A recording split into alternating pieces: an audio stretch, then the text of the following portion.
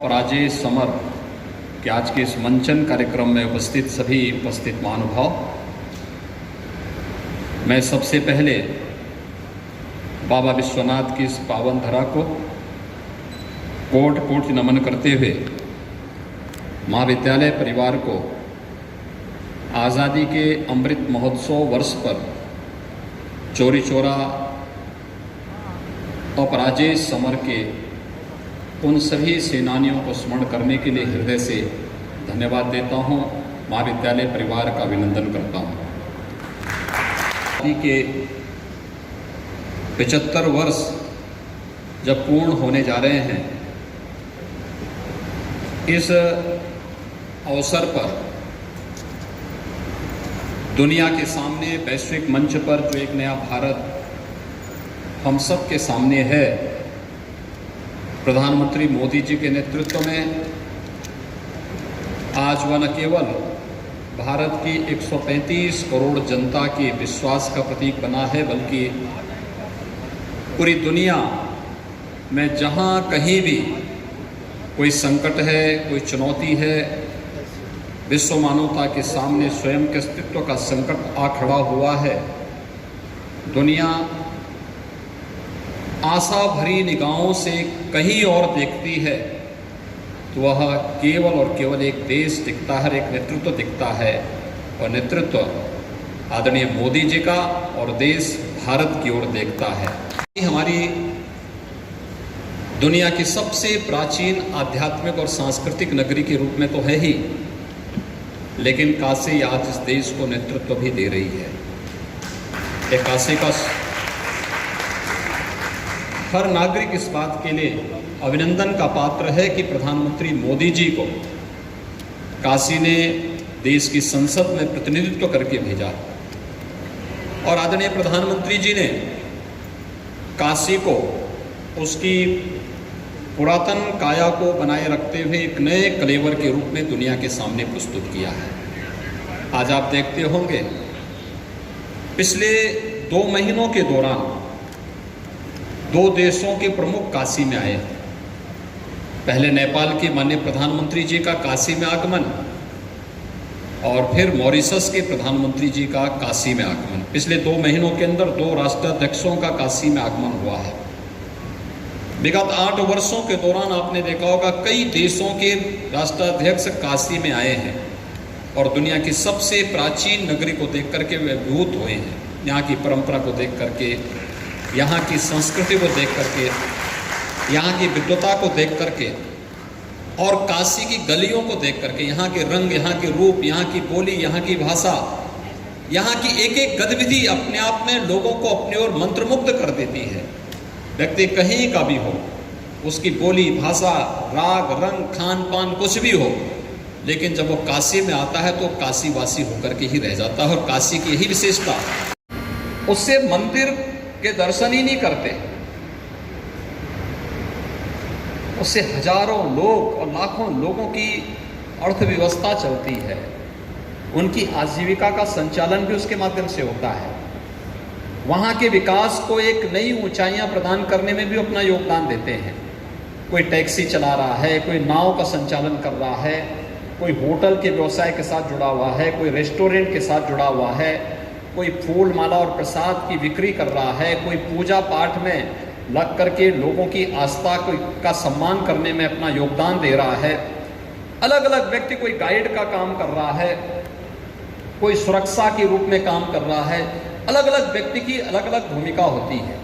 और आज काशी विश्वनाथ धाम, दुनिया, देश और दुनिया का जो भी महानुभाव यहाँ आता है, वह काशी विश्वनाथ धाम को देख करके अभिभूत होता है, और उसके मन में इच्छा होती है कि वाह, हम भी ऐसा ही अपने यहाँ बना सकें, कितना अच्छा हो कि उन सभी बलिदानियों को हम स्मरण कर सकें जिन्होंने आज़ादी के आंदोलन में जुड़ करके, ज्ञात और अज्ञात, आप किसी भी जनपद में जाएंगे, किसी भी गांव में जाएंगे, अगर आप कुदेरेंगे तो आपको कोई ना कोई ऐसा फ्रीडम फाइटर मिल जाएगा जिन्होंने आज़ादी की लड़ाई में अपना योगदान दिया। लेकिन एक सामूहिक लड़ाई थी, देश की लड़ाई थी। कुछ लोगों ने पहचान दे करके, कुछ लोगों ने अज्ञात रह करके अपनी पहचान को छुपा करके इस लड़ाई में योगदान दिया, और उसका परिणाम था कि आज़ादी के आंदोलन को एक नई ऊंचाइयां प्राप्त हुई। और देखते देखते जिसके बारे में कहा जाता था कि अंग्रेजों का सूर्य कभी अस्त नहीं होगा, 1857 के प्रथम स्वातंत्र समर ने अंग्रेजों के सूर्य को अस्त करने के लिए भी पहली घंटी बजा दी थी कि नहीं, इनका सूर्य भी भारत से अब अस्त होने वाला है। इतना है, वहाँ के किसानों ने, वहाँ के मजदूरों ने, वहाँ के श्रमिकों ने, गांव की महिलाओं ने, वहाँ के सन्यासियों ने, एक सामान्य नागरिक ने, जिसको आप गांव का कहते हैं, जिसको आप एक सामान्य नागरिक उसको ये अनपढ़ मानता है, लेकिन उसके मन में भी देश की आज़ादी का जज्बा था।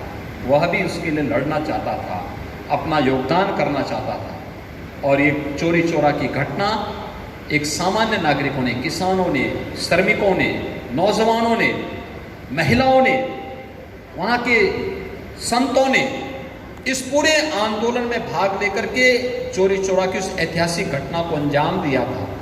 और चोरी चोरा की घटना से संबंधित जो भी मामले थे, क्योंकि जन जागरण का एक बृहद अभियान चल रहा था। 1921 में गांधी जी का गोरखपुर में आगमन होता है, और 21 के बाद उन्होंने जो आंदोलन शुरू किया था, 1920 में जो आंदोलन प्रारंभ किया था पूरे देश के अंदर आज़ादी के लिए, उसी सिलसिले में उनका गोरखपुर आगमन होता है।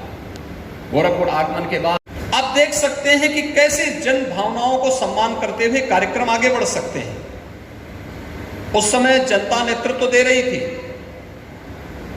लेकिन जब देश की आज़ादी की लड़ाई चल रही थी, सरकारें जन आस्था का सम्मान न करके उसके विरोध में कुछ न कुछ बैरियर खड़ा करने का कार्य करती थी। जन आस्था का सम्मान करने वाली, जन कल्याणकारी योजनाओं को आगे बढ़ाने वाली सरकार ही हमेशा जन विश्वास का प्रतीक भी बनती है। और जन विश्वास का प्रतीक बनने के लिए किसी भी लोक कल्याणकारी सरकार को क्या बनना चाहिए? मोदी जी ने उसका बहुत छोटा सा नारा दिया 2014 में, सबका साथ सबका विकास। उन्होंने कोई जाति, कोई मत, कोई मजहब, कोई क्षेत्र, कोई भाषा की बात नहीं कही, सबके कल्याण के लिए दो शब्द दे दिए, सबका साथ सबका विकास। और आपने देखा होगा जितनी योजनाएं चली उसी को केंद्र में रख करके वो योजनाएं आगे बढ़ती गई। कोई योजना जाति, मत, मजहब, क्षेत्र, भाषा के आधार पर नहीं है। पूरे देश को केंद्र में रखकर, गांव को केंद्र में रखकर, गरीब को केंद्र में रखकर, महिलाओं को केंद्र में रखकर, नौजवानों को केंद्र में रखकर उन योजनाओं को लागू किया गया, प्रॉपर मॉनिटरिंग की गई, और वे योजनाएं आज सफलता की एक नई ऊंचाइयों को प्राप्त करते हुए व्यापक जन विश्वास की प्रतीक तो बनी, साथ साथ दुनिया के अंदर कौतूहल और आश्चर्य का विषय भी बनी है। देखा होगा 135 करोड़ की आबादी का भारत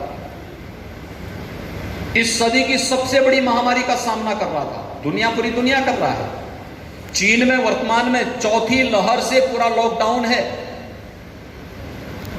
चीन पूरी तरह लॉकडाउन की चपेट में है। दुनिया के तमाम देशों में लॉकडाउन की स्थिति है। चौथी लहर कब आई पता नहीं, हमारे यहां चौथी लहर भी समाप्त हो रही है। तीसरी लहर पहले ही समाप्त हो चुकी थी। तीसरी लहर जनवरी फरवरी में आ चुकी थी, और हम लोग जब मई में हैं, चौथी लहर भी अब समाप्ति की ओर है।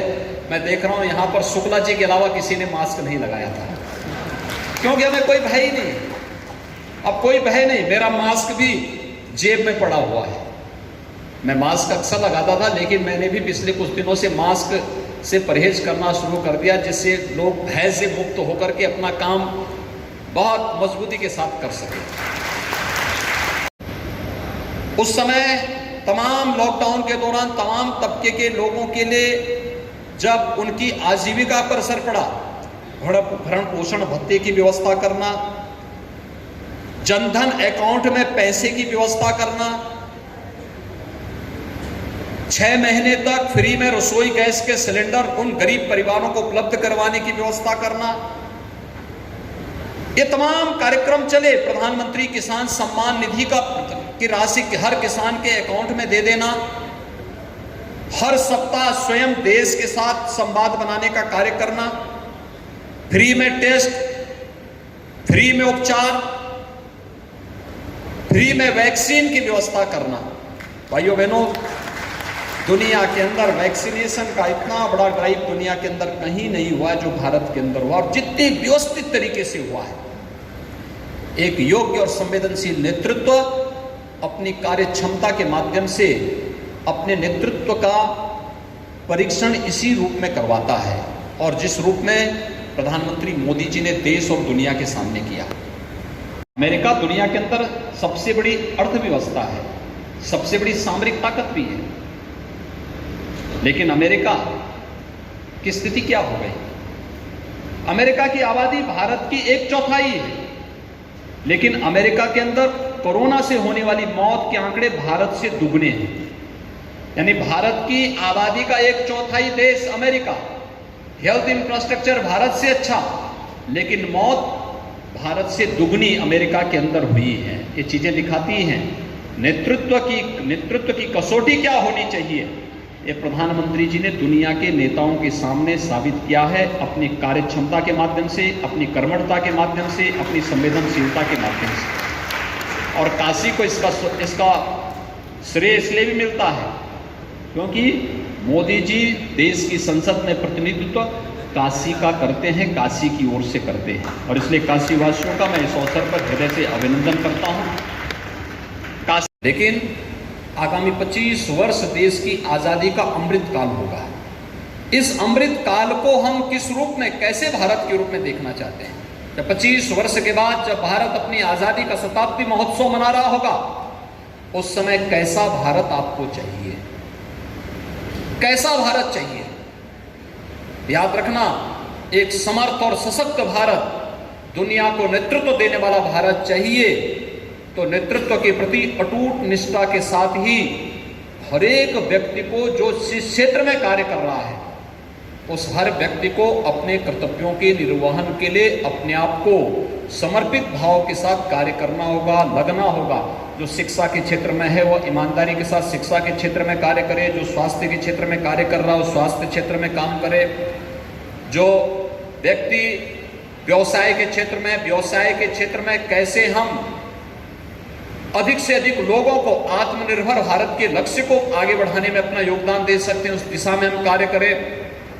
जो खेती किसानी के क्षेत्र में है, वह खेती किसानी को कैसे हम उसे दूसरों पर निर्भर होने का नहीं बल्कि आत्मनिर्भरता के लक्ष्य को प्राप्त करने में कैसे हम अपना इसका योगदान दे सकते हैं।